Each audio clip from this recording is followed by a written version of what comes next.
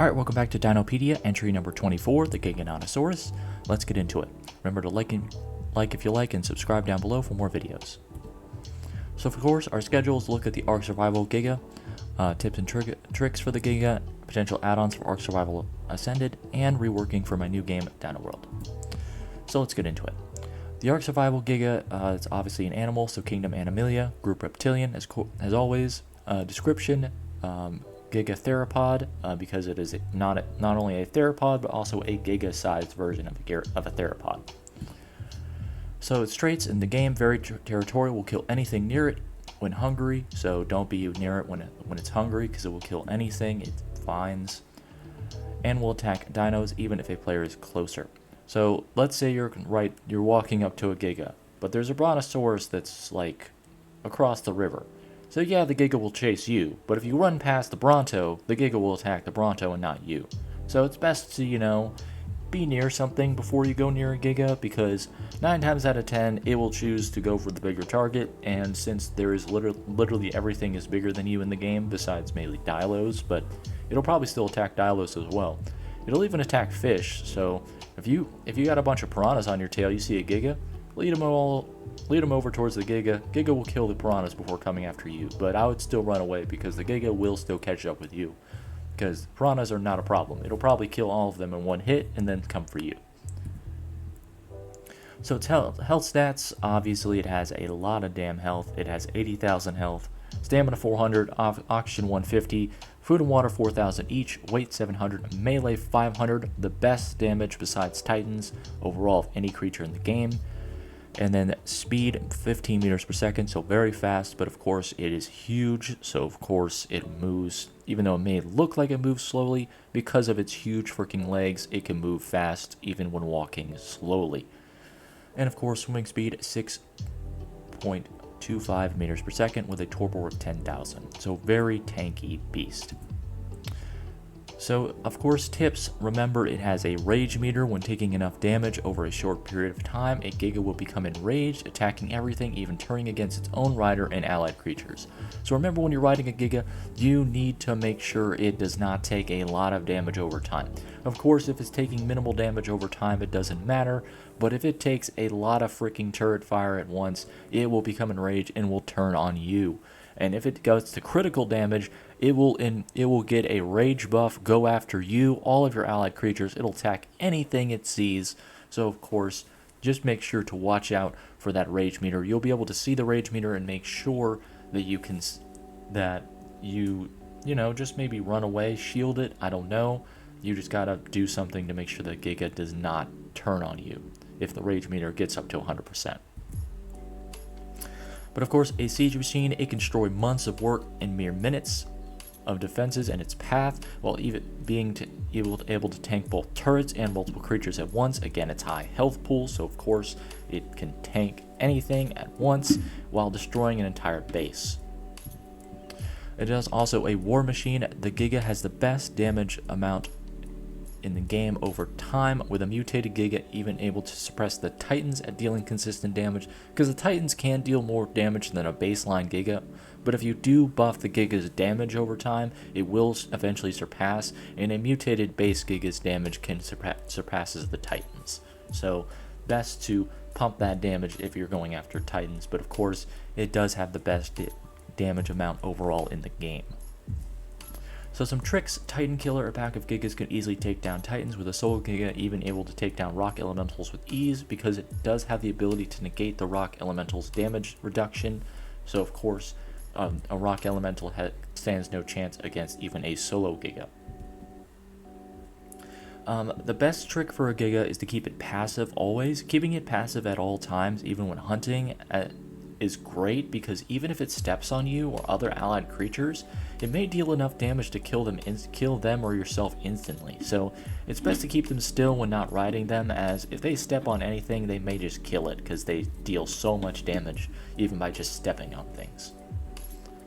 And of course, if you let them loose in your base, they could literally just destroy your base, because they deal damage to all structures, not just enemy structures. So if it even steps around on your base, it may just destroy your entire base. So best to either keep it outside or in metal structures, as it takes a long time for Gigas to destroy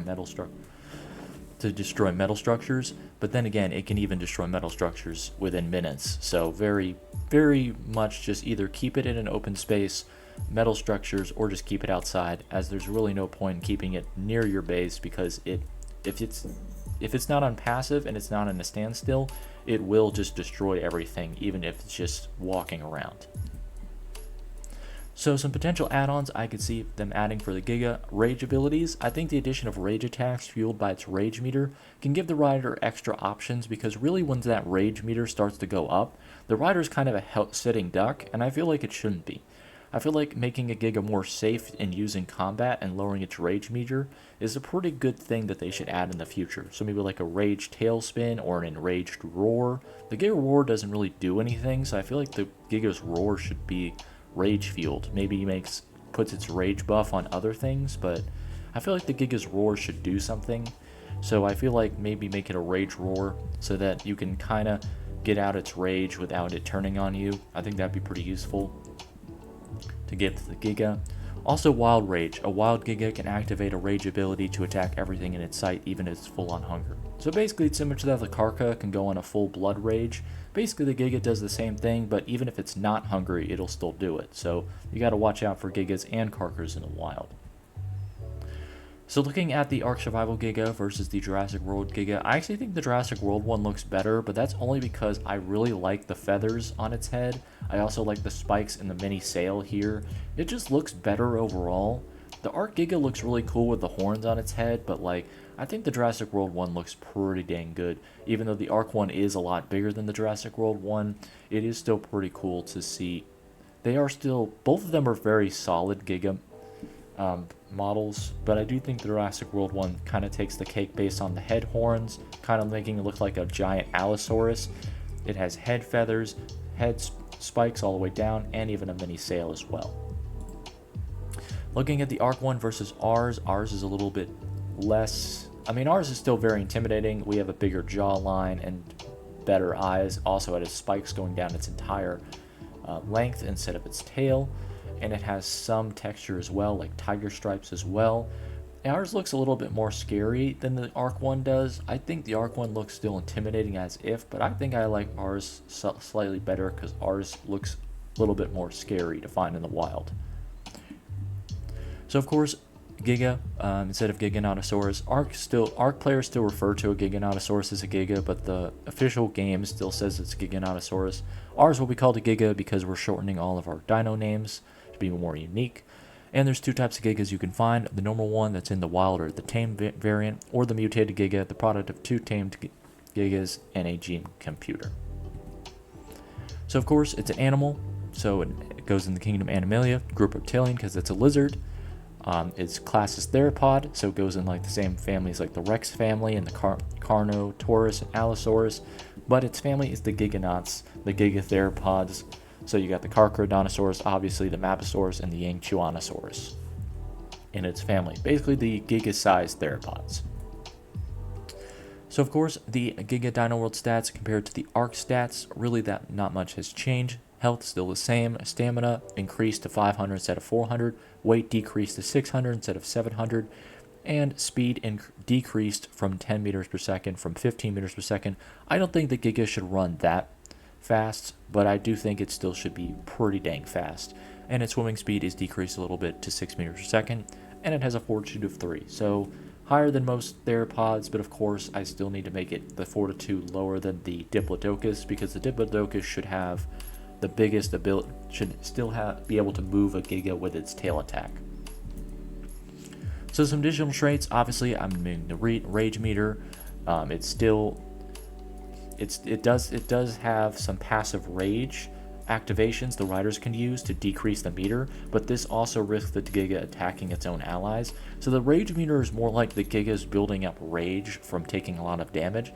The rider can choose to activate its passive ability rage to decrease this meter, but this does risk the Giga turning on its own allies. So even if it does have its passive rage ability does boost its stats and it won't turn against the rider, but that does not mean that it won't just attack other creatures. It's going to focus its rage on other creatures, but if it does have passive rage, that rage will go against not only enemy creatures but allies as well, so you have to be careful.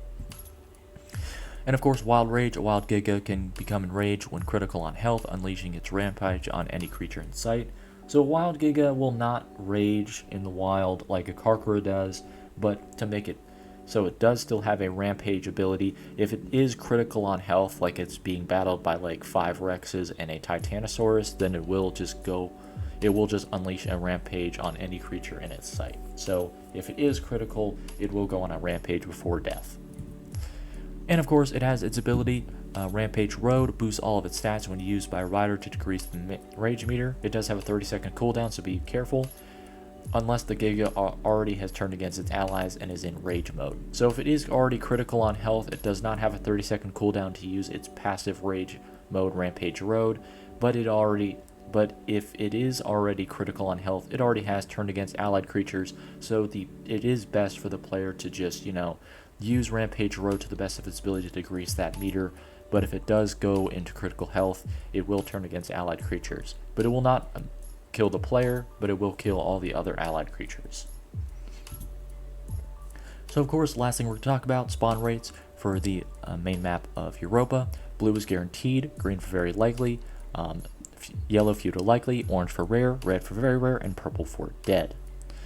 So it is very rare to find these things, as it is a Giganot, so of course a giga-sized theropod, so it is very hard to find these things. They only spawn in one, and of course it can be found in the taiga biome, so it is rare to find it in the taiga biome, but you can still find it in the taiga biome, and it is very rare to find it in the mountainous regions of Volcano Bay and the Snowy Mountain region. So rare to find them, and very rare to find them, but you can still find them nonetheless. Alright, so that's going to be the end of this video. Thank you guys so much for watching. Like if you like, dislike if you don't, subscribe if you like it. Comment down below your thoughts. Everyone have a blessed day as always. And of course, as always, toodaloo.